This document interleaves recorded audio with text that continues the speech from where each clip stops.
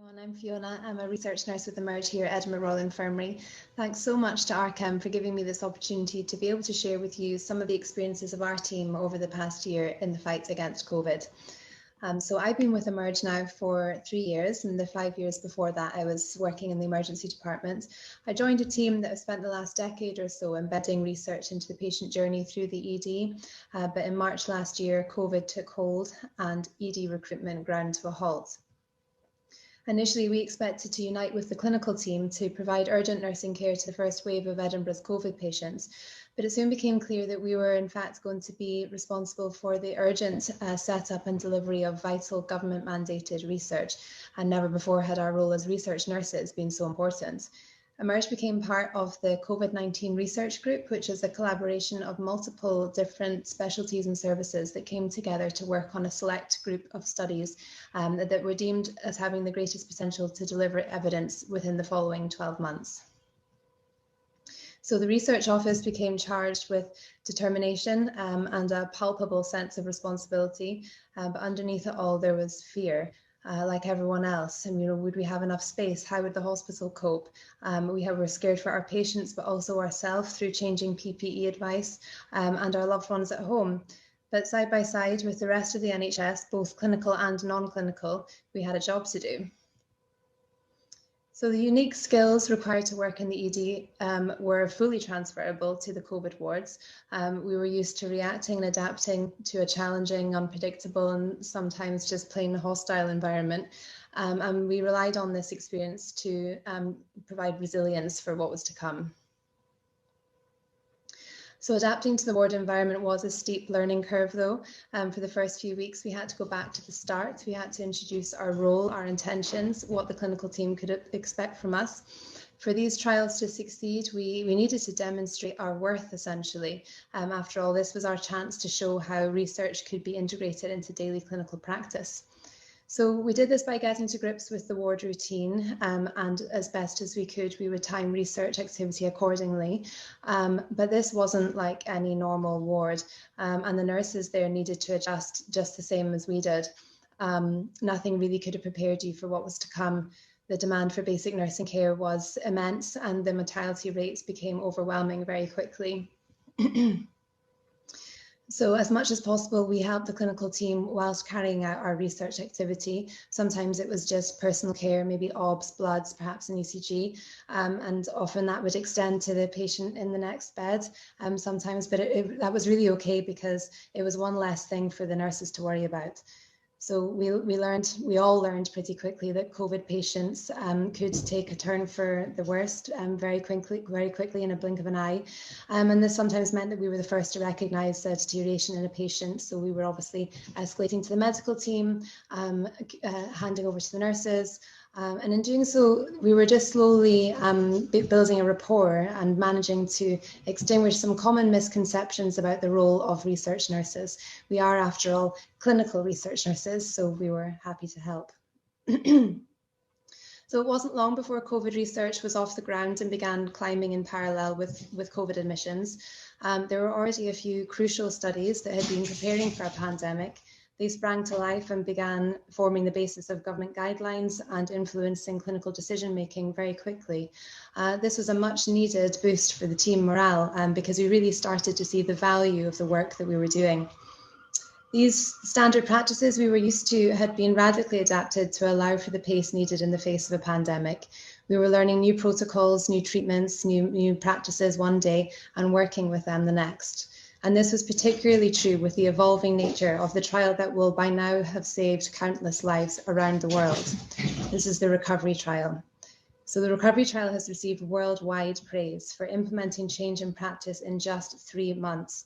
Incredibly, over the last year, the trial have released results on 7 treatments, with several more in the pipeline. Recovery will go down in history for many reasons, but to us, it will always be remembered as a trial that broke down barriers.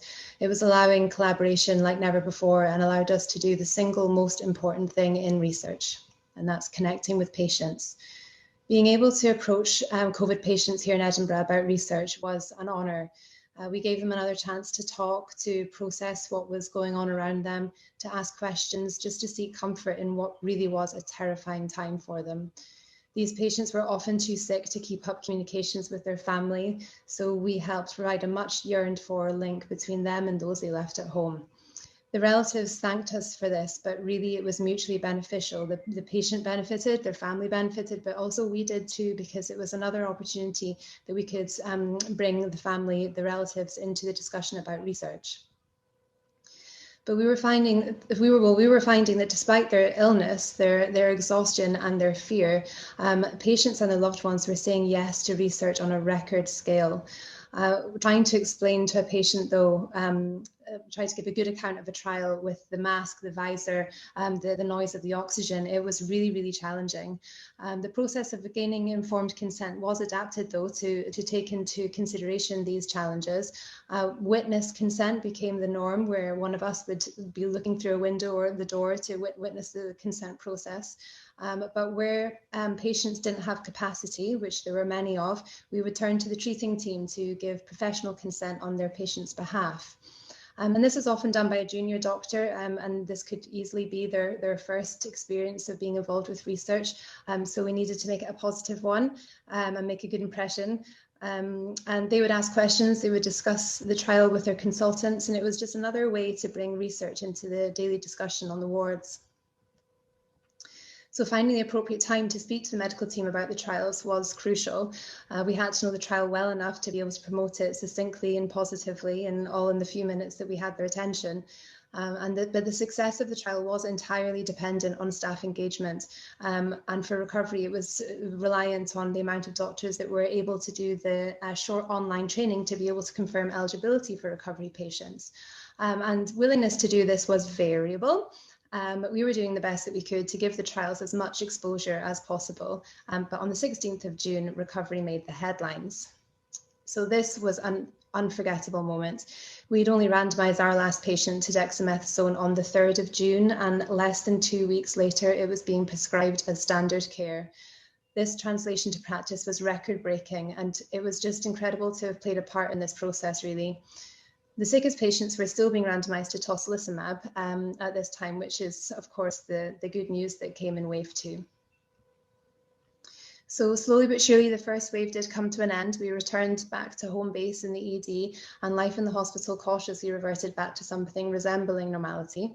And our focus returned back to the crucial non-COVID patient groups who have suffered from the pandemic in ways that we're yet to comprehend. The second wave was on its way, though, but this time we were prepared. We had the benefit of foresight, and we knew what to do. A select few of our crucial core ED studies remained open to recruitment, and a balance was found. The second wave of patients, COVID patients, were less in numbers and slightly less sick, as you know.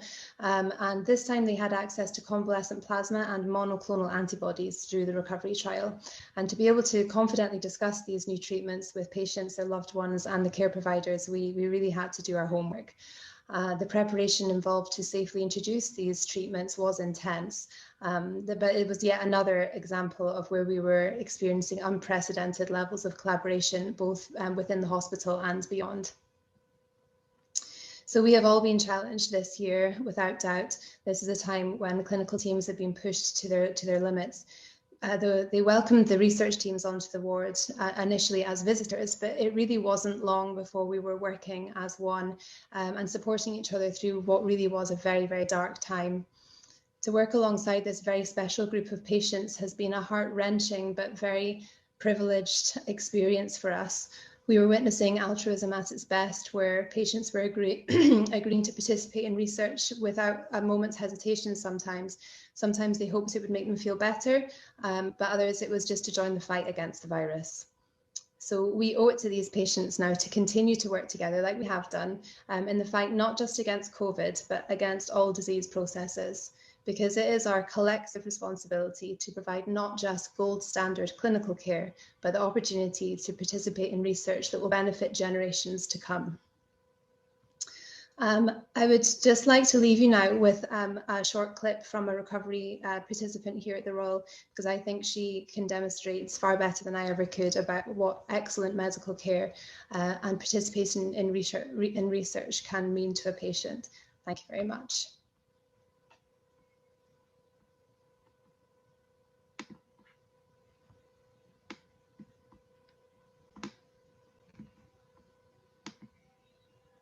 Having the ladies of the research team come and see me in hospital was so important.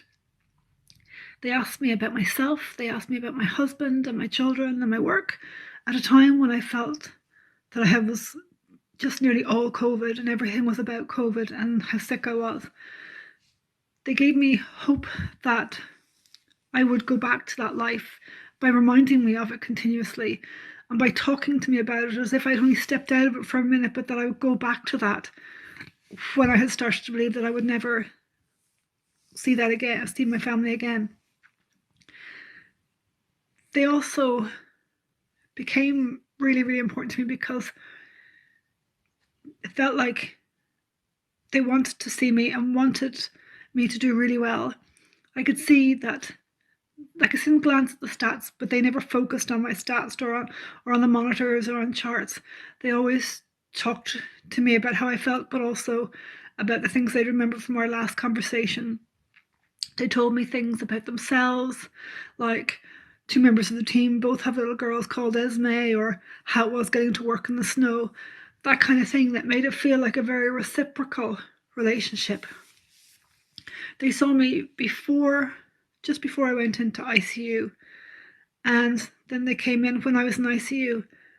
And when I was on the ward, I had assumed I wouldn't see them again, and they still came to see me, and that really was, I was so touched by that because I really felt they were coming to visit me as a friend, to check on me as a friend, to see how I was.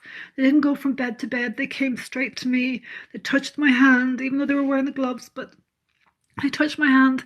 They weren't taking bloods or sticking needles in me or anything. They were just there to see how I was, and they were so pleased when I was doing well. I could see, even with the mask, the genuine smile in their eyes when they saw just a fleeting glance at the stats I could see, and they would say, "You're doing so well," and I'd hear it in their voice. They were so pleased. And it just meant so much to me because genuinely I would see them coming through the door and it would feel like, here's my friend coming to check on me. Here's my friend coming to see how I am at a time when you don't feel that you have that many people around you who really know you.